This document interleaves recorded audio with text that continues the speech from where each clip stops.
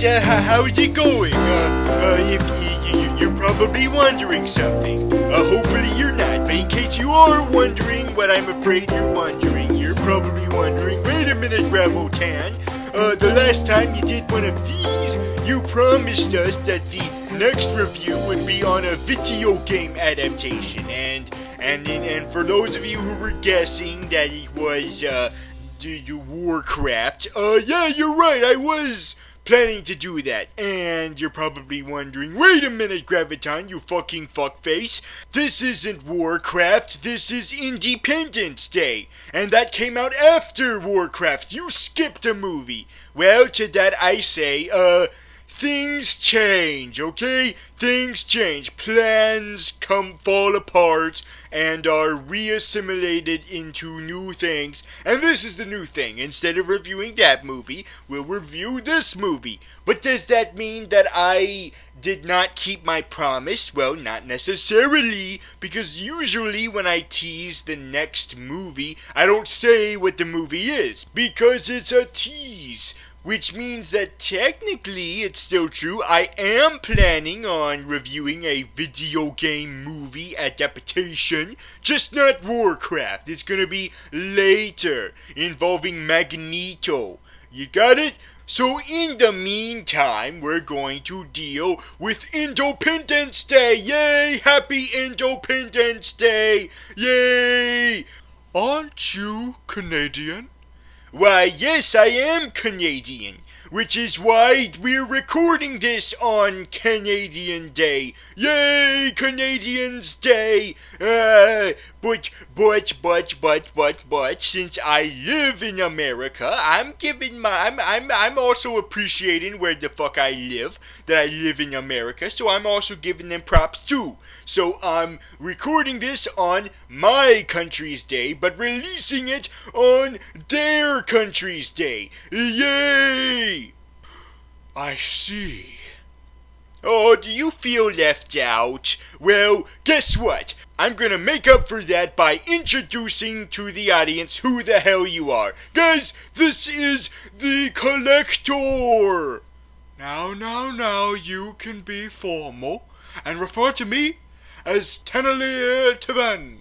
Nah, I'm just gonna call you the Collector. Hi, Collector, how's it going? I must admit, I was very apprehensive about being here. Why is that? I was very welcome arms to you, and I just want to really say that I appreciate that you took all of those light years away from the galaxy to get here, all the way to Earth into this studio, all the way from nowhere. I'm not saying that as an insult, that's literally where you're from, a place called Nowhere, all the way to here. I really appreciate that. I must say, I was a little surprised that you were so accepting of me coming here to this planet for a visit to talk about movies with you. Why would I be so close-minded as to not accept aliens here and hang out with us? Why would you think that? Because one of my associates thought very ill of you. He thought that you hated all aliens. He said you were a xenophobe. Oh boy, I have a feeling who you're talking about. Don't tell me it's me, you fucking bigoted, close-minded fuck! Oh, hello, Dark Overlord. I haven't seen you since we had that brunch inside of that Celestial's head. Oh, yeah, I choked on a bunch of brood testicles. Dark Overlord, did you tell the Collector that I'm an asshole who hates aliens? Yes, I did, because you do hate us. No, for the last time, Dark Overlord, for the last time. I don't hate you because you're an alien. I don't. That's not why I hate you. I hate you because you're a fucking asshole, okay? That's why I hate you. I don't hate you because you're different from me. I don't hate you because you're from another planet than me. No, that's not why I hate you. I hate you because you're a fucking douchebag, douche nozzle, douche face, douche jerk who keeps fucking up my reviews with his douchiness. That's why I hate you. Because you're a douche. Not because you're an alien, because you're a douche. That is pure xenophobia if I've ever seen it. Come on, Dark Overlord. You keep giving me all this shit. Why can't you just take a break from it? Why can't you take a break from bothering the hell out of me? Come on, man. Come on, just cut me some slack a little bit, okay?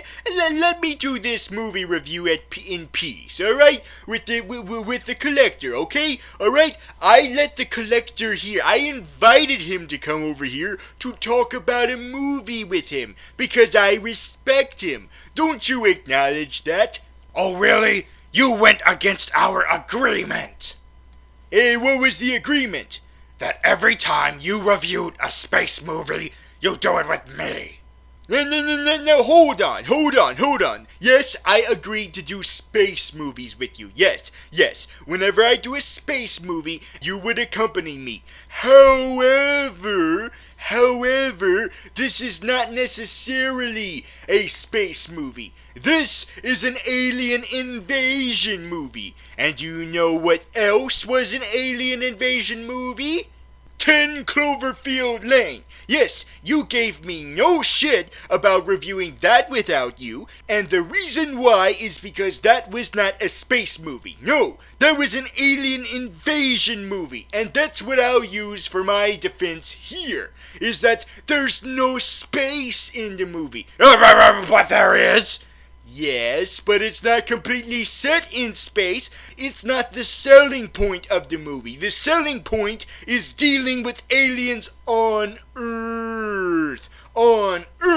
And besides, whenever they're in space, they're not in deep space. They're not like thousands and thousands and thousands of light years away from Earth. No, it's within the Earth's atmosphere. It's within their area that still has the moon in it. Okay? That's barely space travel, alright? So it's mainly about aliens fucking shit up more than it's about space. Now, maybe if we had an agreement that you would review all of the aliens fucking shit up movies, then sure, you would be here, because that's what you do best, is that you're an alien who fucks things up. But that was never the agreement. The agreement was space movies, and a space movie this is not. I mean, come on, you reviewed Interstellar with me, and that's not an alien movie. That movie has no aliens in it, so the criteria is just space. Not aliens, space. So take that and shove it up your scorpion ass. Blah. Fine. I'll just allow you to continue to be xenophobic. But I am not gonna stand for one of my proud fellow aliens to deal with this. Okay, Collector, you don't have to deal with this anti-alien scum. Now hold on there, Overlord. I am willing to give him the benefit of the doubt. I will judge him in how he treats me. Perhaps he is right in that the reason why he hates you is only for you, and not for what you are, just who you are. And I got to admit, you can be a douche sometimes. Not all the time, but sometimes you are really, really douchey. You tried to hit on every single one of my assistants at my collection base. Hey, I told you they were coming on to me. The camera surveillance footage would say otherwise. Fuck you, I don't have to take this bullshit. I'm going back to my spaceship. Finally, he left us the fuck alone so that we can do this. Wait a minute, I don't remember him having a spaceship. I believe someone loaned it to him. One of his friends. Really? He has friends?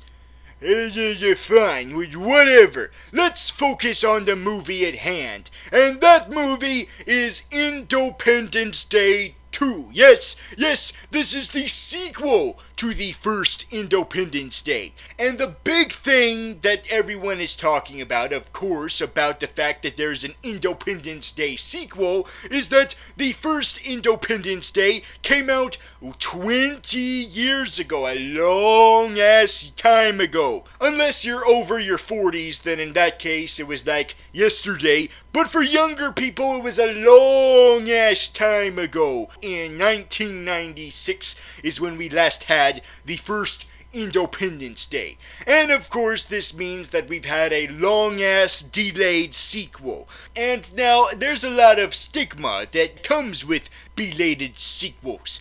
We think, now hold on, if you were gonna wait all this time to continue the franchise now, then you might as well reboot it, or remake it, or, just start over and do a modernization of it instead of continuing the story after all these years. Now, it makes sense for certain properties to do this, but not for others. For instance, a well-known belated sequel is Tron Legacy. Yes, now, with that movie, I can see the understanding for that maybe the reason why they decided to make it a sequel instead of a reboot is to acknowledge how incredibly much technology has improved since the first movie back in the 1980s. And they wanted to reflect on that for this movie of how things have changed. And it was really neat to see a modernization of the computer world now as opposed to the 1980s. However, the problem with that was that they never really got much of that concept. And plus, there was a flashback to an event that happened just a few years after the first Tron. And do you know how everything looked in that flashback?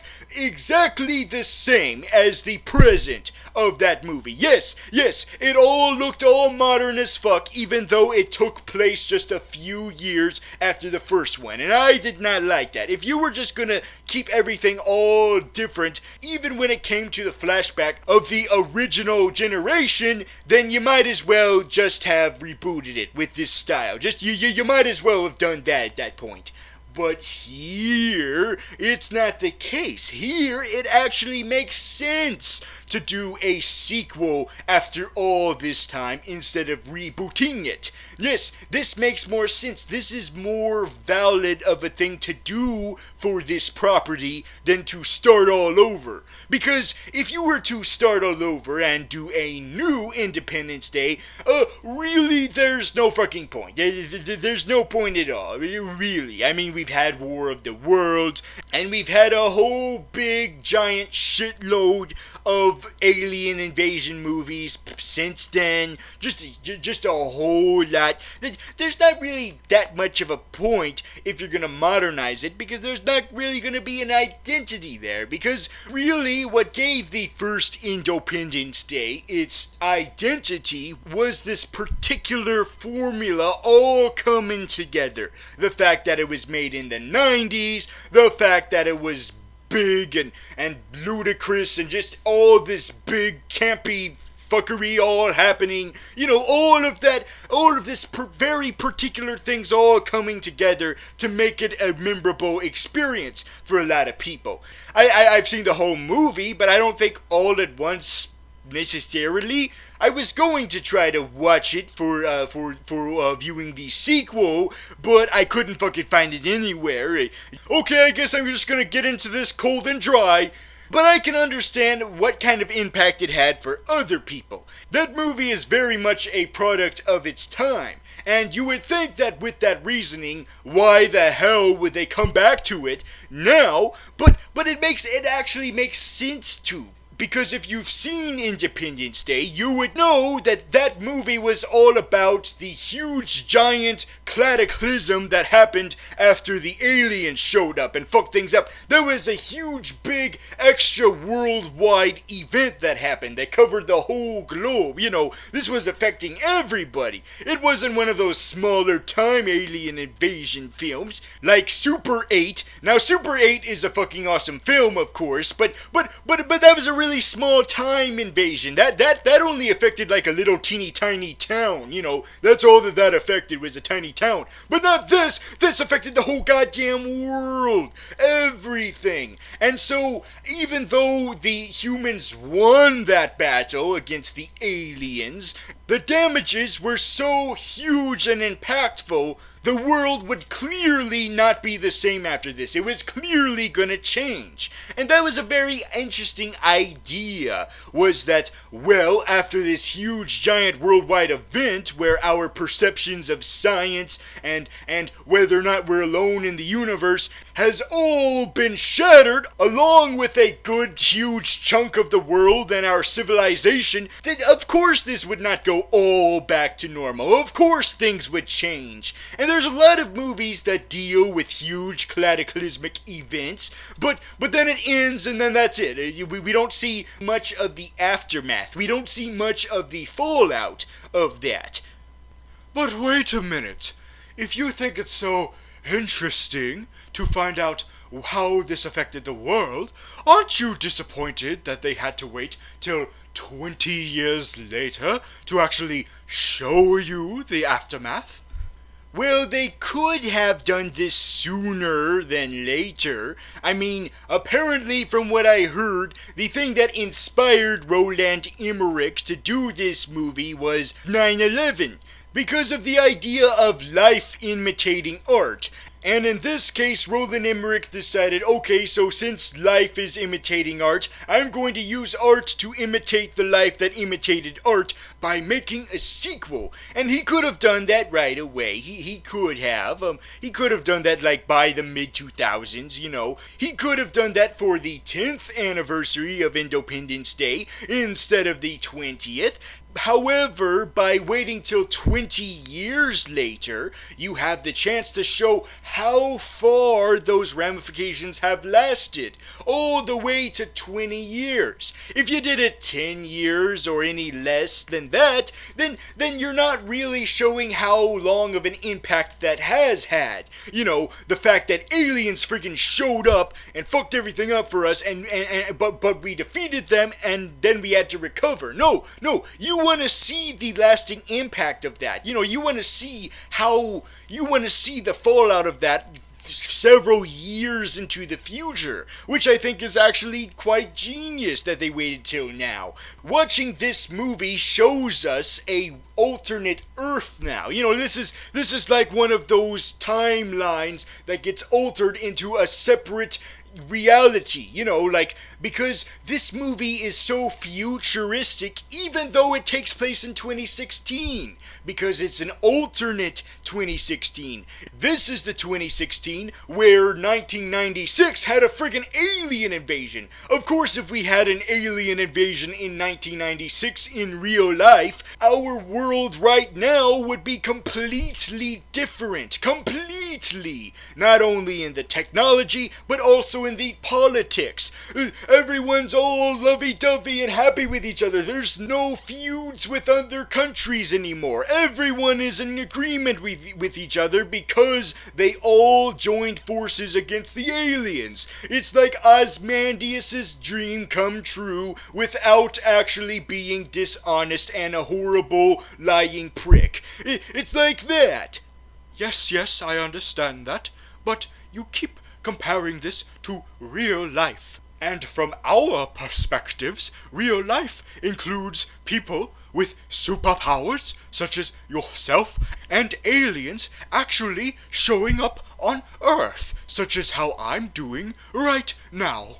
You know what I mean. I mean actual real life, not the real life of these YouTube videos, okay? That's what I mean. But anyway, I believe that this movie was warranted for that reason. Because we don't really see much of that. You know, movies that deal with the fallout of worldwide events from the previous film, you know. So I actually was quite excited about this. And they did not disappoint when it came to the world building of showing what this alternate 2016 is like. The 2016 where aliens freaking invaded back in the 90s. They did not fail with that. We got a really good understanding of what this world is like after those events. There's flying cars, there's friggin' jets that can go to the moon, there's a woman president.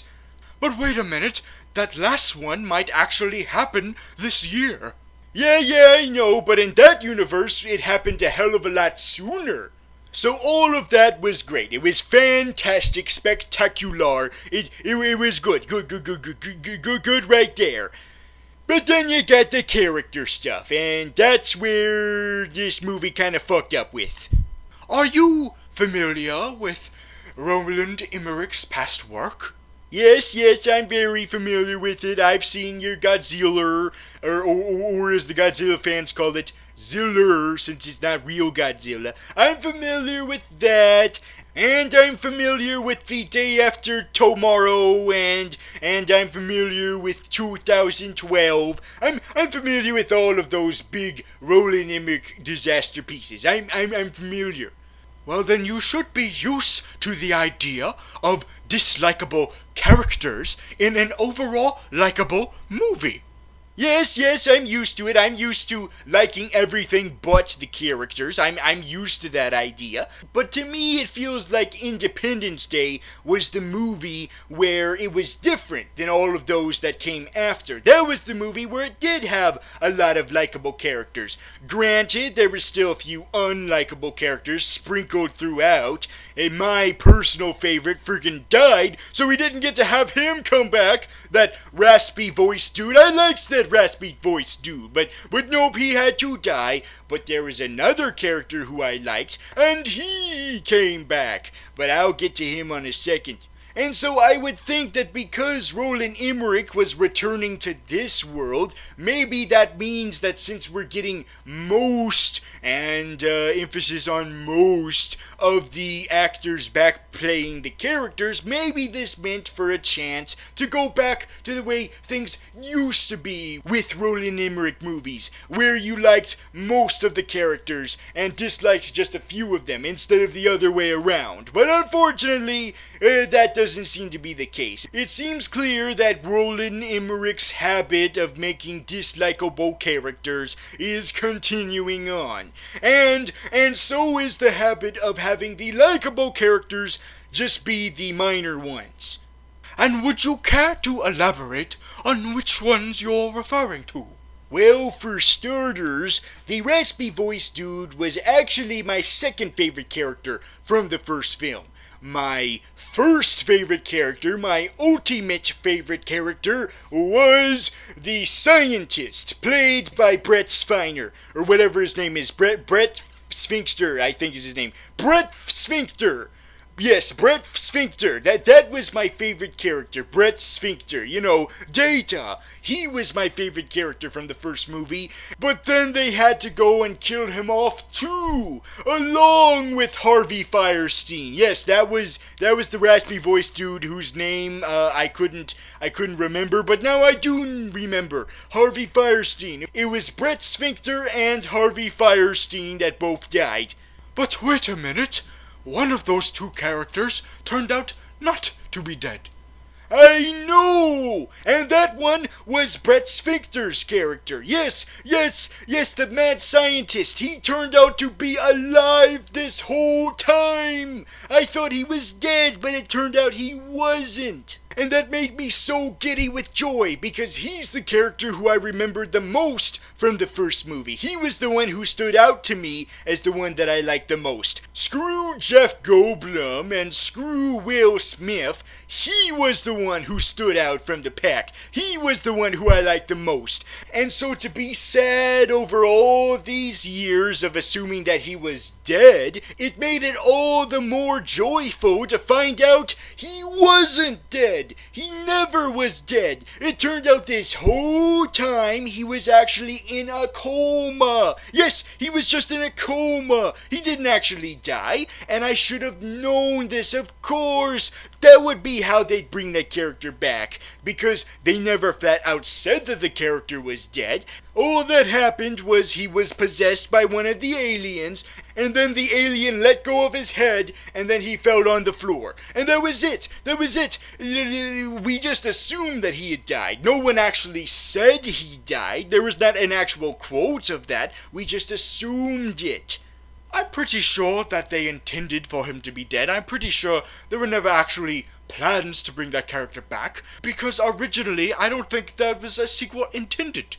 Yes, I know it's probably an afterthought to turn an ambiguous death into an actual coma instead, but who cares? I'll take it. Anything to bring this character back, anything to have the gratitude of knowing that he is still alive, and it's actually perfect because he is our avatar, he is our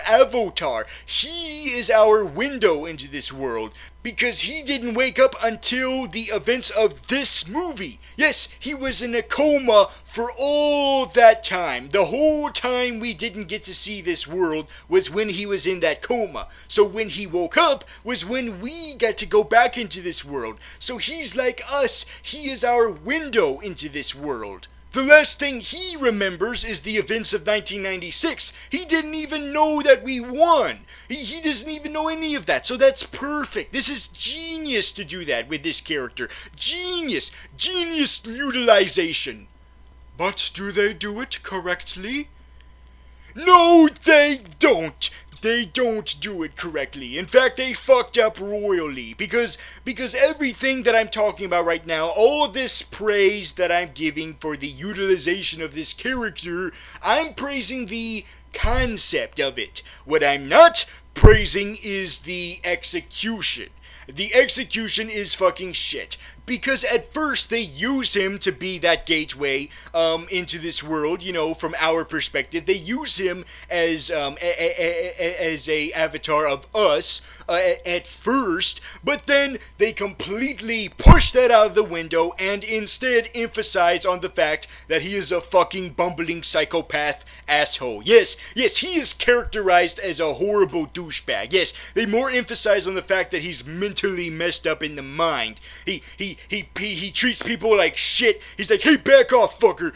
Fuck you. Fuck you, assholes. Fuck off, all you. I'm a fucking scientist, okay? I'm gonna scratch my fucking ass and I'm gonna be all naked. And then when I realize I'm gonna be naked, I'm gonna beat the shit out of people and criticize. The first person who I see out of my coma is my best friend. And as soon as I see him, I criticize the fuck out of him. I criticize his weight, his bald hair, and I rub it in his face the fact that I still have my hair. I am a fucking douchebag all the way. I am an asshole, yo.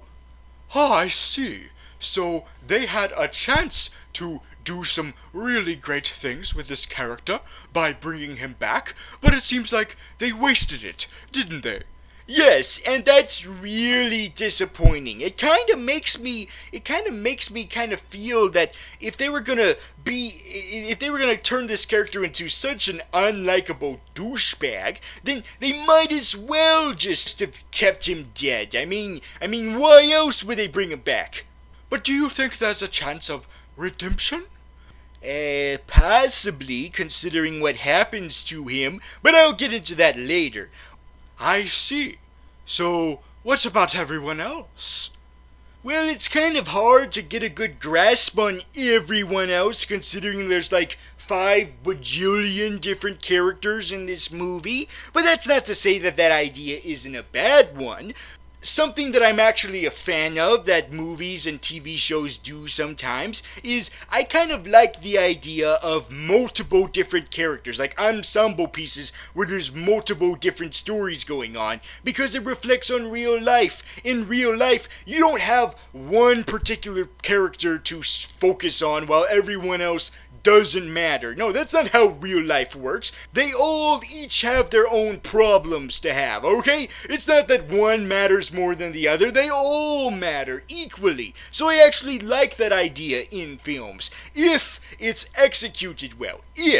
And there are actually points where this movie where that is executed well. However, it's the minor stories that I admire more from this movie, more than the main ones that are in our our fucking face. It felt like Roland Emmerich thought, wait a minute, if I'm gonna make the mad scientist a main character now instead of a side character, that means I have to make him a douche. Because everyone else is a douche, okay? It's non-stop witty banter amongst witty banter. Just a bunch of forced jokes and shitty-ass humor that didn't really need to be there. Just these conversations where you add, hey, wait a minute, we need to staple a joke onto this, even though there doesn't fucking need to be a joke here. You fucking fucker.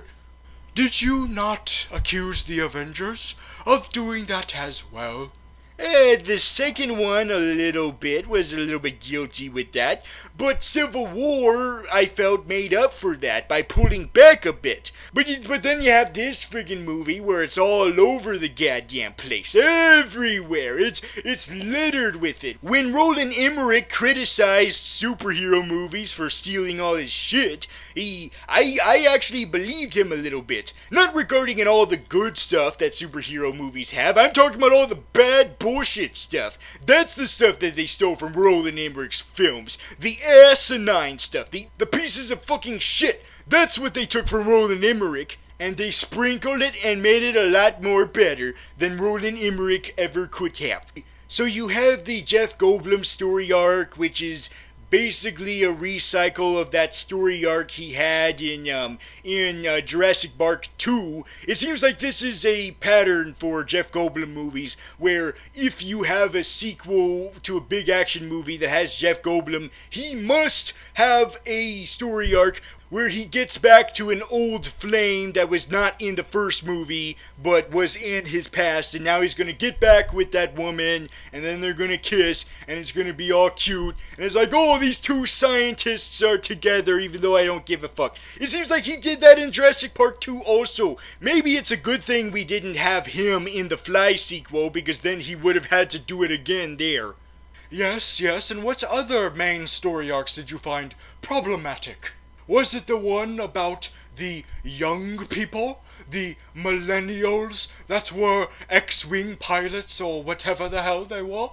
Oh, yeah, the jet pilots. Yes, the pilot fighters, those guys. Well, that was a whole vat of nothing, just this big, like, young people drama. Although I at least have to give it to them for this. I at least have to appreciate them for having their unneeded, young people conflict. At least the reason for that young people conflict was not for a love triangle. Yes, I do appreciate them for not having a fucking love triangle.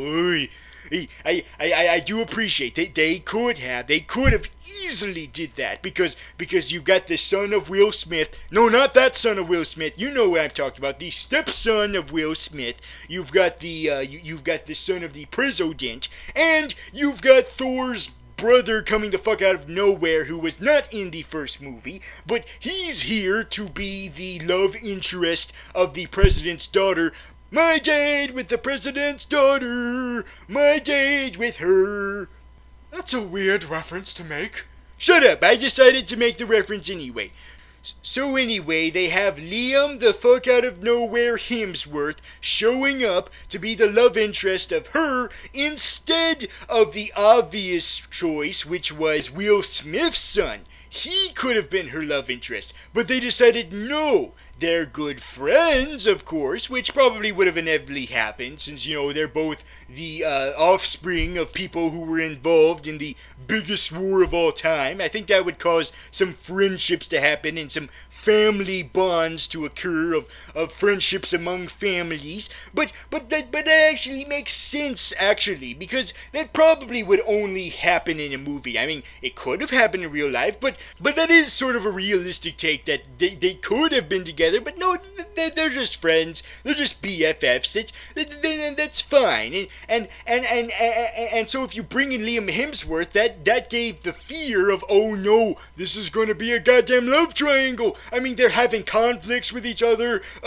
Will Smith's son beat the shit out of Liam Hemsworth. It's awful, and I thought for sure that's where they're going. But they didn't. And I think they did that on purpose. They wanted us to think that they were going that that route, that this was going to be a love triangle, but it wasn't. No, his beef he has with Liam Hemsworth has nothing to do with that. He's probably fine with that. He's probably fine with him hooking up with the president's daughter. My date with the president's daughter, with her. He's okie dokie. He's got his own life to live. The real reason why he's pissed as all fuck at him is because he almost killed him in a practice mission. That's the real reason. So I thought that was fine. I thought it was interesting to go that different route with it, to sort of give us a fake out, I liked it in that aspect, that you had the chance to sort of make us a little bit concerned, but then give us the relief that was not your direction.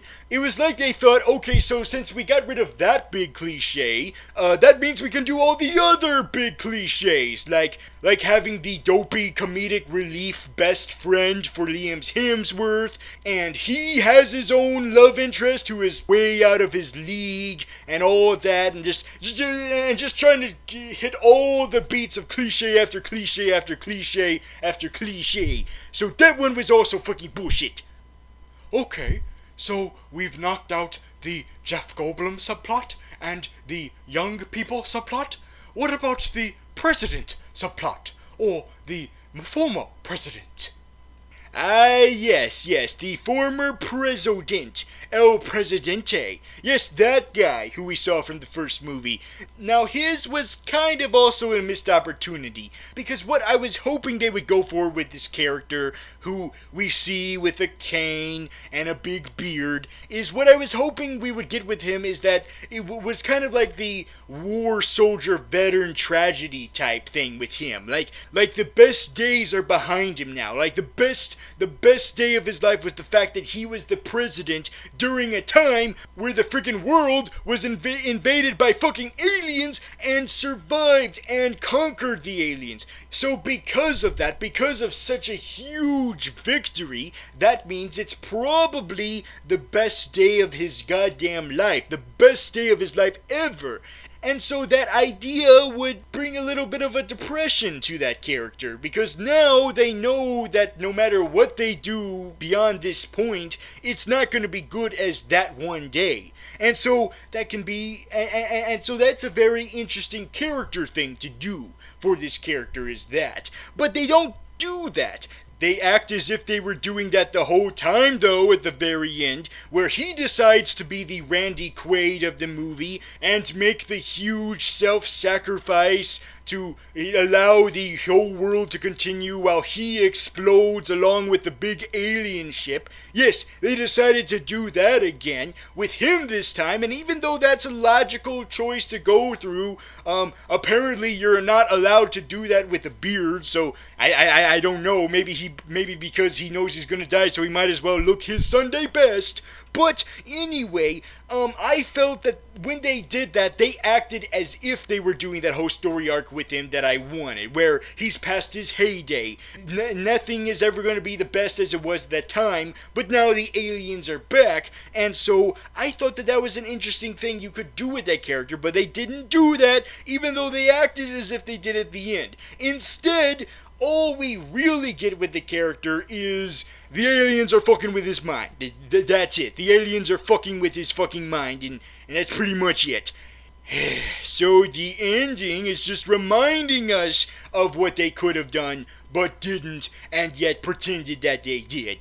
For a man who claims he likes the idea of multiple subplots with many different characters, each with their own story arc, you would think you would like most of these, but you seem not to. That's because I only don't like the main ones. I don't like the main subplots. What I like is the minor ones, the teeny tiny ones that we get small sprites of. In the first movie, when we got small glimpses of the scientist, it made me want to see more of him. But then when we actually did see more of him in this movie, he became all obnoxious as hell. So that has caused me to come to the conclusion that Roland Emmerich is only good with small bursts of characters, just the small ones. He's good with making those likable, he's good with those ones, but when it comes to the main ones, he's fucking shit.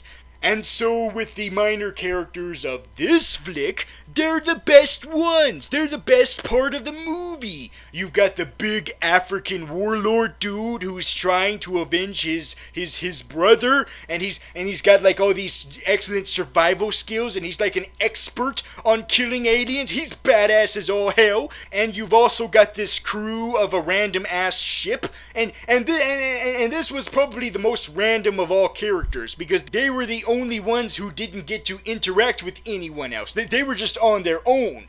But the government noticed that they were the only ship that was near the drilling center that the aliens were trying to drill the molten core for and fucking destroy the Earth again. So the government assigned the only closest ship to survey that drill, and these guys were, and even though we didn't get much of a character arc for these guys, they were still lovable as all fuck, because they're like they're just this random ass group out of nowhere, just like in real life, like I said, just a random group that doesn't seem to have much to do with anything, but since they happen to be around where all the action happens, they are sucked into it, they are forced to be a part of it, and so they're kind of like your everyday guys who just happen to be affected by this, and that's what I kind of like from Roland Emmerich films. I don't like the main characters themselves, but I do like the idea of focusing on all these different types of characters, like all of these different characters and how they all each have their own reaction to this big event, because that's how it's like in real life. If you have a movie where it's just focusing on one family, like take War of the Worlds, for example, the Tom Cruise one. With that one, it's like, okay, we keep seeing how this family is responding to this, but it would be nice to see like who else is responding, how this is affecting everyone else, how you go on other sides of the goddamn world, and that's what these movies do. They utilize this idea. They decide to focus on everybody, different corners of the world, and that's what they did with this little crew. Even though you didn't see much of them, you still wanted to see them survive and be involved with the action, and that's what happened, and they cheered, and they had drinks, and they were the best utilization of just random people all of a sudden plunged into this big event with no rhyme or reason, just like in real life. That's why I loved them. Even the little nerdy dude. Oh, especially the nerdy dude. Yes, I know a lot of people will probably point to the little nerdy man and probably say, oh, he's the worst thing of the movie. But I say nay. He may not be the best thing of the movie. No, that honor goes to the big African warlord man. He might be a one-note character, but still, that guy was badass as all hell, and it was always enjoyable to see him show up, especially with the relief knowing that the African warlord dude did not die in the movie. No, he survived the movie.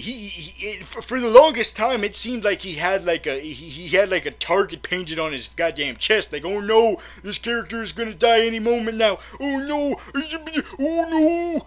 But that never happened, and I was like, oh, thank God almighty. Thank you, Jesus, for allowing this fictional character to continue to live.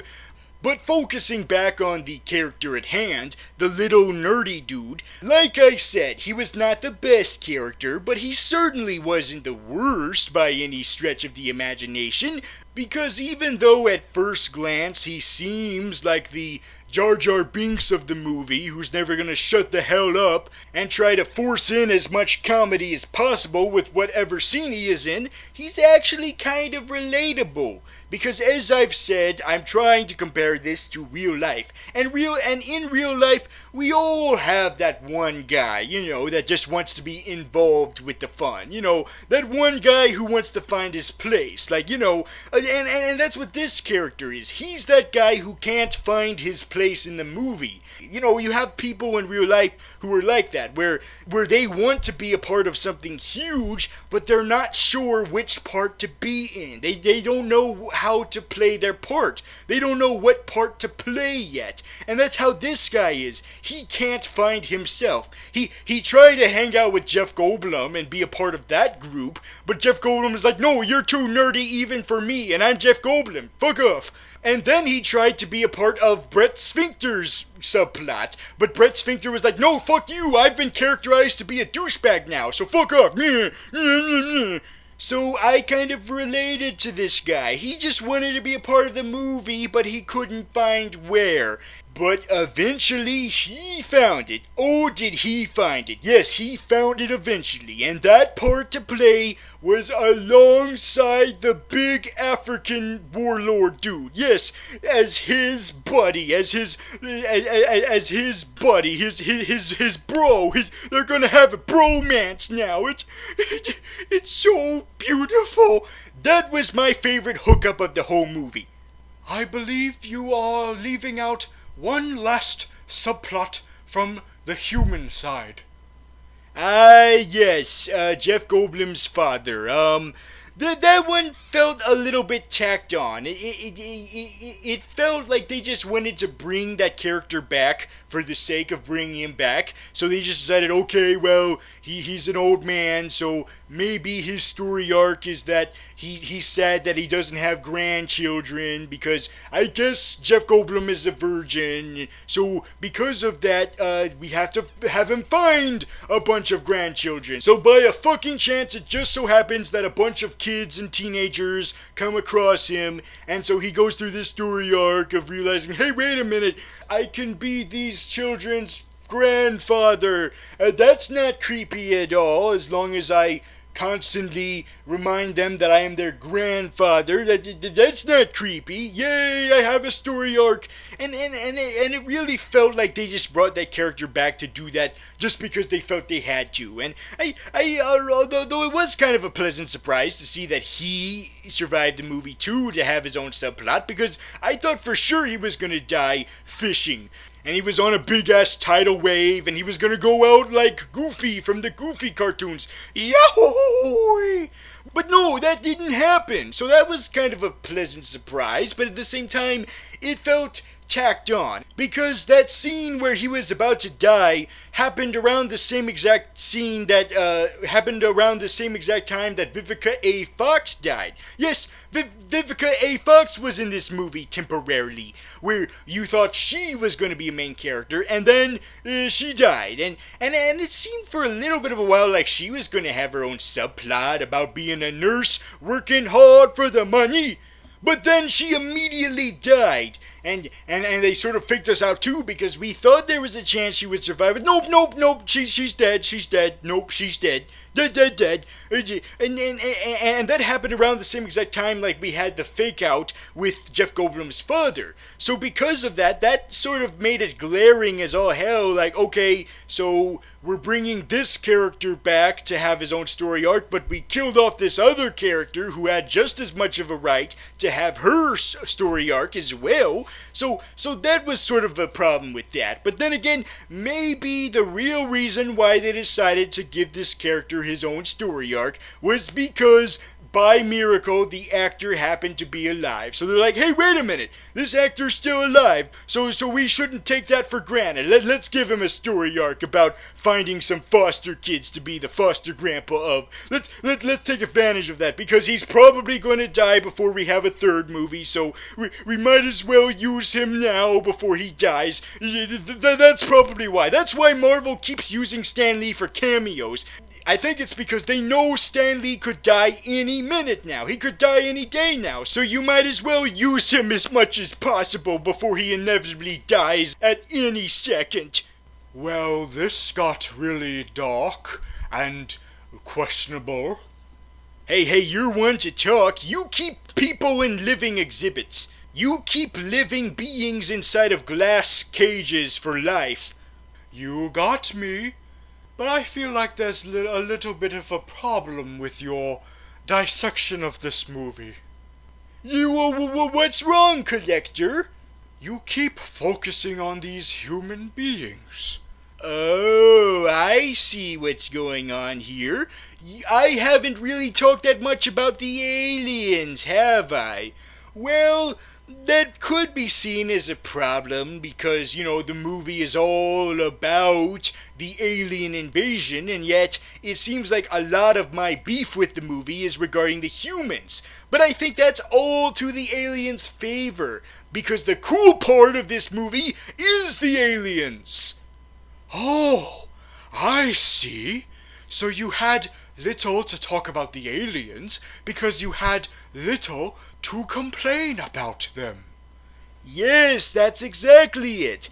The aliens are another strong part of the movie, because with them, there's always that looming little bit of possibility that you keep thinking, what is it from their perspective? Because they decided to tackle something in this movie that I didn't really think they would, but it made me beat myself up for not thinking. Of course they would do this. Of course we never thought of this. If these aliens actually exist out there, then that brings up the possibility of other aliens from other planets. And that's what this movie explores, is the idea of other alien beings. And so they do that by introducing to us this other alien race first that's trying to join forces with us. But we're stupid as all fuck. Yes, this movie shows us sort of like this idea of countries tending to be full of themselves, and after like a big giant victory, we would have the tendency to be so sure of us that we would be proud of any decision we make afterwards, and so that makes us cocky and makes us entitled to do whatever the hell we want and blindly shoot this other alien even though they turn out to be allies. So that gives us sort of like an interesting way of history repeating ourselves, where even though the countries all banded together as one unit, we would still have the faults and the problems that one single country would still have dealing with outside forces. And in this case, it's the other aliens shooting them down. Oh, so you agree that this was a bad idea? Yes, it was a very bad idea, but it felt like there weren't enough ramifications for that bad idea, because it turns out that the other aliens were like, oh, you fucking fucked us up, but that's okay, whatever the hell. Well, to be fair, that does not seem to be a problem, because the other alien force evolved beyond the point of being offended by other beings attacking them. Yeah, that could be a reason why the other alien force wasn't pissed as all hell, because they're above that sort of thing, because they're highly evolved, and that also gave the filmmakers a chance to be lazy as all hell by giving that as a contrivance as to why we don't actually see the actual aliens. Instead, we just see a big giant BB-8. We just see a big floating BB-8, a big giant floating HAL 9000, just a big giant floating ball that's a robot, and the robot is like, oh, I used to be an alien, but then my alien race evolved to the point where we did not need bodies, and so instead we are inside these robot balls instead, so that means you never get to see my cool alien body, so fuck you. Not only that, but I see this film as surprisingly progressive, because not only do they treat this alien as an ally now against the evil aliens, but also the alien also got its own story arc. Yeah, she did get her own story arc. Hell, even this alien got a story arc that was more interesting than the main story arcs. Her story arc is that at first she saw the humans as just these inferior beings who are primitive and are clearly going to be destroyed by the aliens. But then at the end of the movie, when they defeat the aliens, spoiler, big surprise, it happens the exact same way again. But when that happens, she realizes that that the humans aren't as inferior as she thought. Sure, it seems as forced as all hell that she would say that, like she was robotically programmed to be like, oh, I am programmed to have a story arc. But still, it was sort of a payoff too. And even though the movie ends the exact same way at first, they at least acknowledge that maybe they shouldn't end this movie the same exact way with a huge big explosion of the mothership. No, they realize, you know what? Let's spice it up a little bit. Let's add something a little bit extra. So they bring in the goddamn giant Queen Alien and turn this into a kaiju film. Yes, this movie is transformed into a giant monster movie. Dun, dun, dun, dun, dun, dun, dun, dun,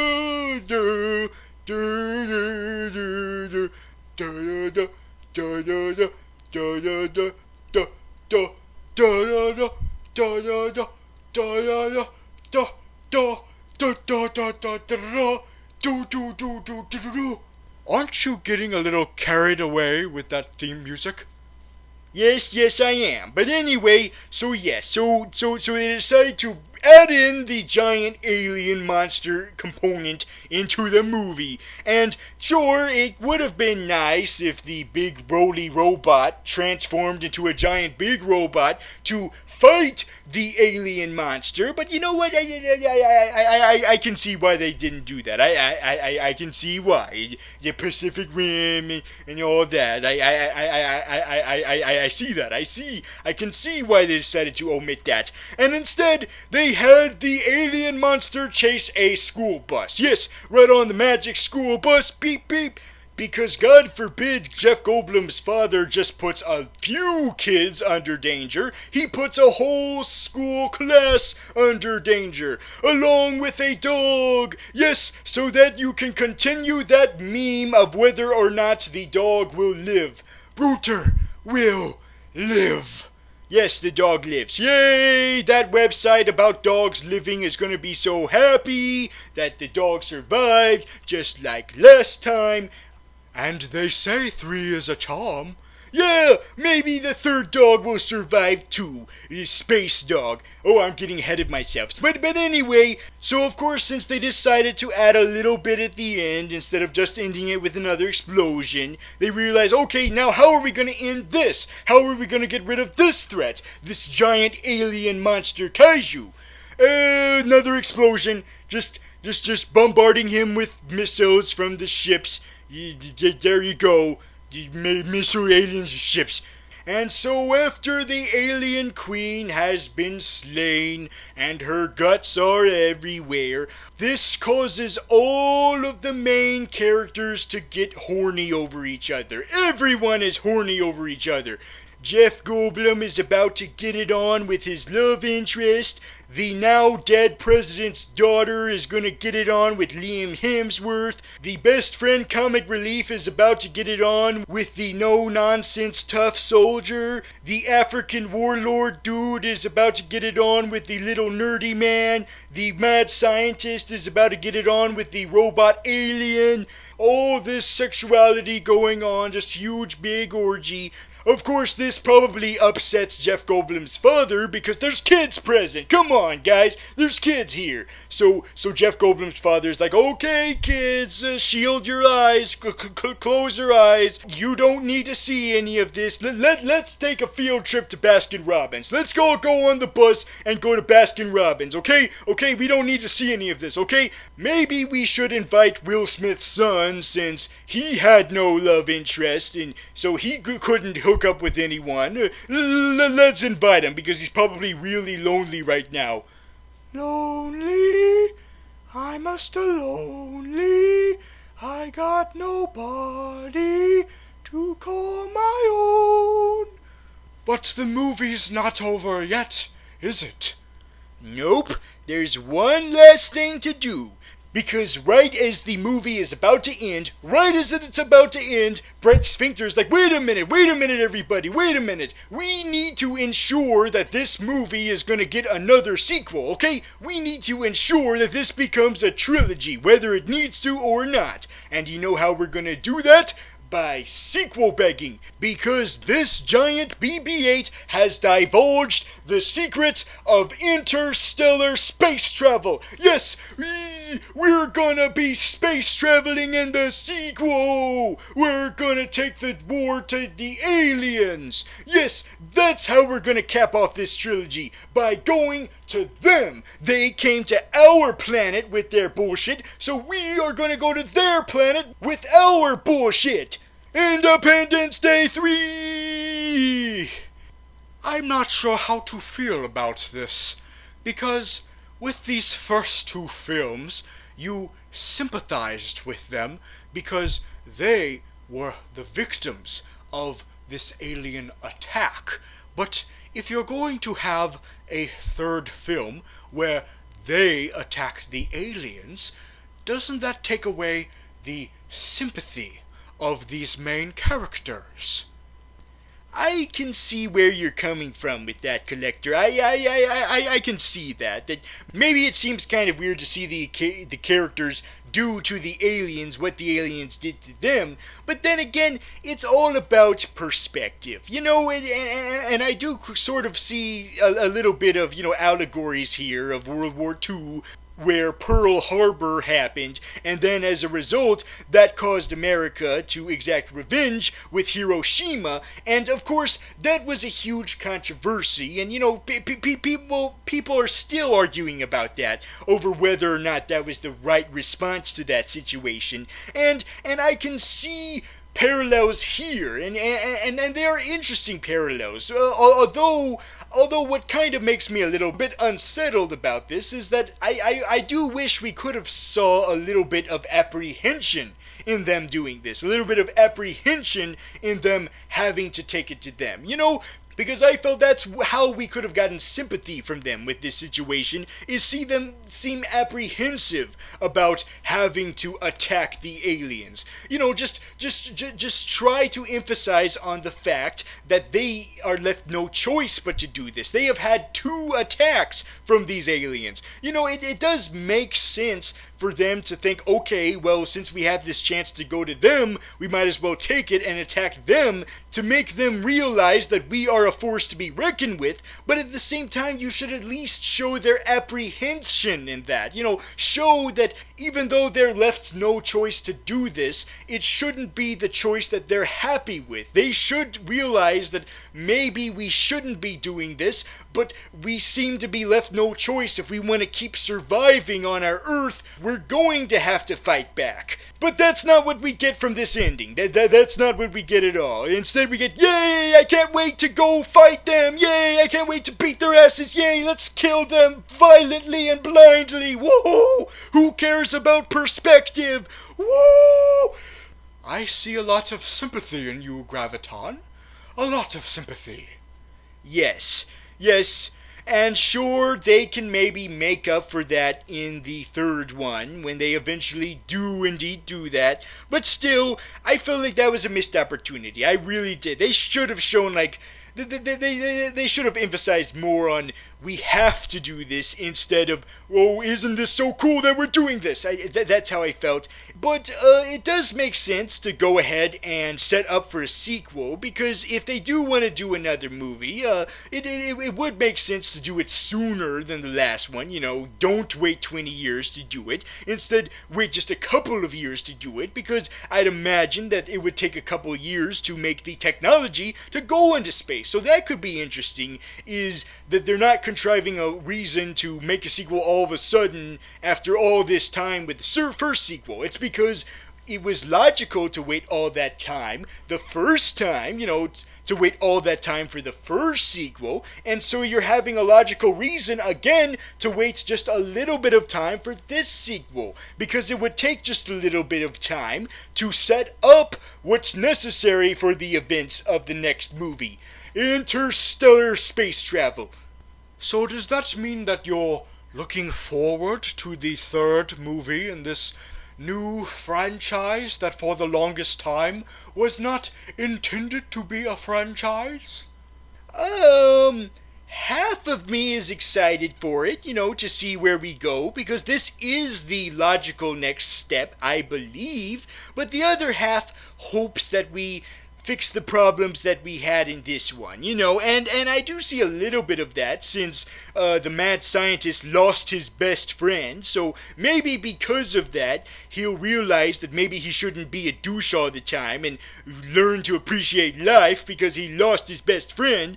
But not just that, I hope that the good things this movie has going for it continue, and the bad things that I have going for it fucking stop, or at least fix a little bit. But that's not my only problem. My other problem with the third one is the fact that now that it's gonna be space travel, that means I'm gonna have to review it with you-know-who. Ah, yes! Yes, I found a loophole! Yeah! The next one is gonna be space travel. That means I'm gonna be in it. I bet you're eating your own words now. I kind of am. Oh, stop being hateful of having to do the movie with me. I'm not sad just because I'm gonna have to do it with you next time, but also that I can't do it with the Collector. The Collector? So you enjoyed doing the review with me? Yes, you were very supportive of the review. You didn't try to disagree with every single thing I said, and whenever you did have a disagreement, you would do it with a dignified rebuttal, instead of trying to tear me down and rip out my soul like a certain giant scorpion does on a day-to-day basis. Likewise. The feeling is mutual, Graviton. You are also very pleasant to collaborate with, because you had very valid points for focusing on the humans. But once you did turn the spotlight on the aliens, you were also very understanding and open-minded of their perspectives and their reasonings. Oh, great! Now the Collector is drinking the Kool-Aid. I'm sorry, are you disappointed that you have to wait years to review Independence Day 3? Because there's a space travel movie that's about to come out later this month. You could just be patient and wait a couple of weeks. All right, I forgot. Die. Okay, guys. Before we end this review, we have to give our ratings. Okay, Collector, which would you prefer? Either watching this movie again, or losing your iPad and then floating up to space to be disintegrated? Well, even with all the positive points you've had regarding this movie, you still brought a lot of negatives. And to me, that's too many negatives to say I would want to see this movie again. So to me, the answer is being disintegrated and losing your iPad. Because that iPad is nothing compared to all of the jewels that I have in my collection.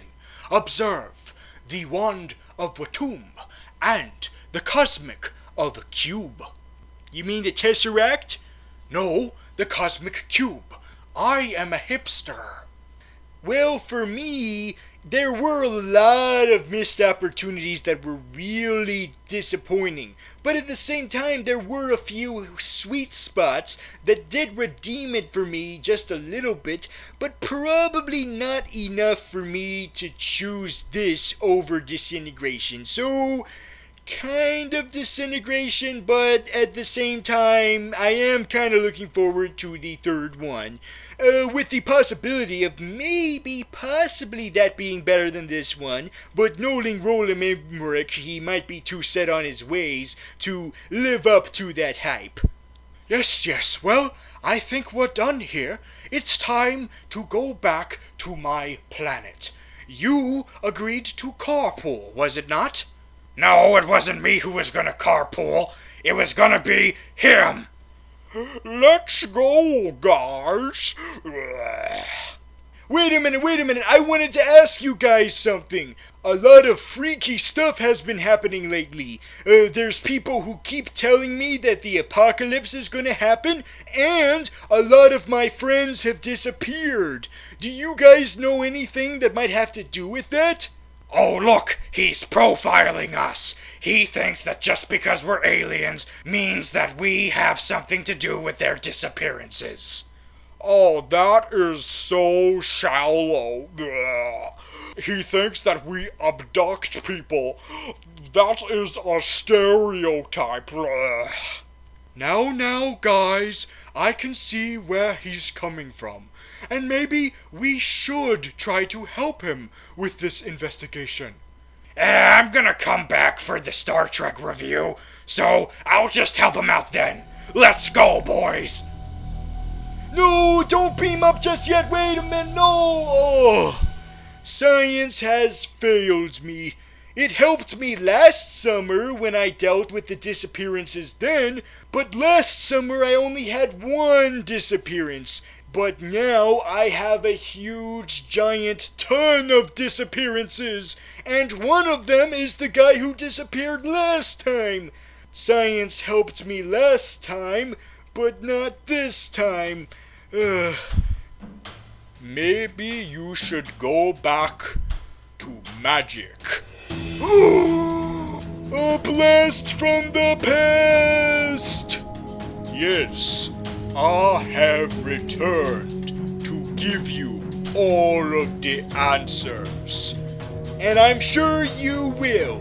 Next time, when I review a movie about what could arguably be considered the first superhero, but not enough to do a post-defeat special about it, considering the villains from that movie are probably all dead by now, because this takes place hundreds of years in the past. I'll see you then. Really? You finally have answers to all these mysteries, and you want to wait a week to get them? Yes, and I want you to watch a movie with me first. Okay, fine. Whatever. Just as long as you buy the gummy babies.